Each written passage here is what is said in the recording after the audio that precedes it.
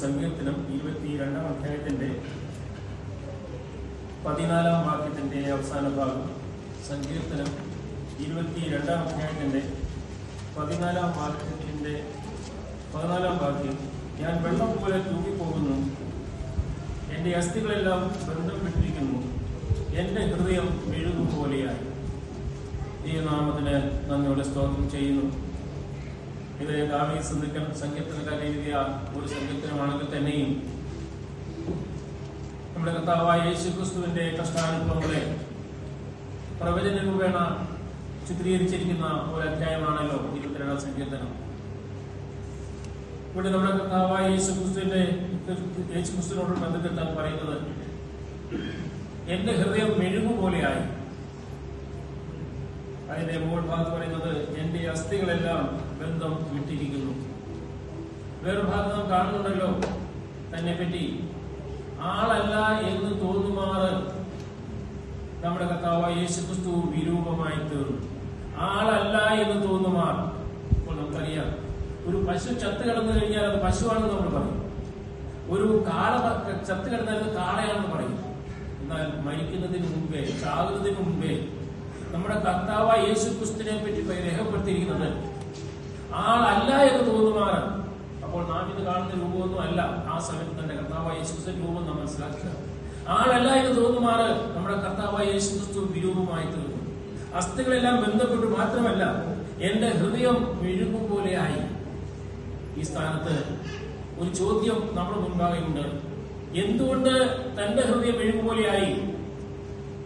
താൻ ആരായിരുന്നു? താൻ എന്തിനു വേണ്ടിയാണ് ഈ ഭൂമിയിലേക്ക് കടന്നു വന്നത്? തന്റെ ഹൃദയം മെഴുകുപോലെ ആകേണ്ട ആവശ്യം ഉണ്ടായിരുന്നോ? അതിന്റെ 26-ാം വാക്യത്തിൽ നമുക്ക് അതിന്റെ ഉത്തരം കാണുവാൻ കഴിയും. അതിന്റെ 26-ാം വാക്യത്തിൽ ഇപ്രകാരം പറയുന്നുണ്ട്, അതിന്റെ അവസാന ഭാഗത്ത്, നിങ്ങളുടെ ഹൃദയം എന്നേക്കും സുഖത്തോടിരിക്കട്ടെ.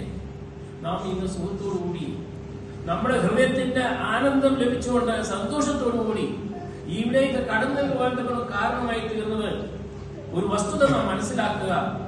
നമ്മുടെ കർത്താവായ യേശുക്രിസ്തുവിന്റെ ഹൃദയം മെഴുകുപോലെ ആയതുകൊണ്ടാണ് നമ്മുടെ ഹൃദയം ഇന്ന് ഈ വിധത്തിലൊരു സുഖത്തോടുകൂടി ഈ സന്നിധിയിലേക്ക് കടന്നു വരുവാൻ തക്കോണം ഇടയായി തീർന്നത്.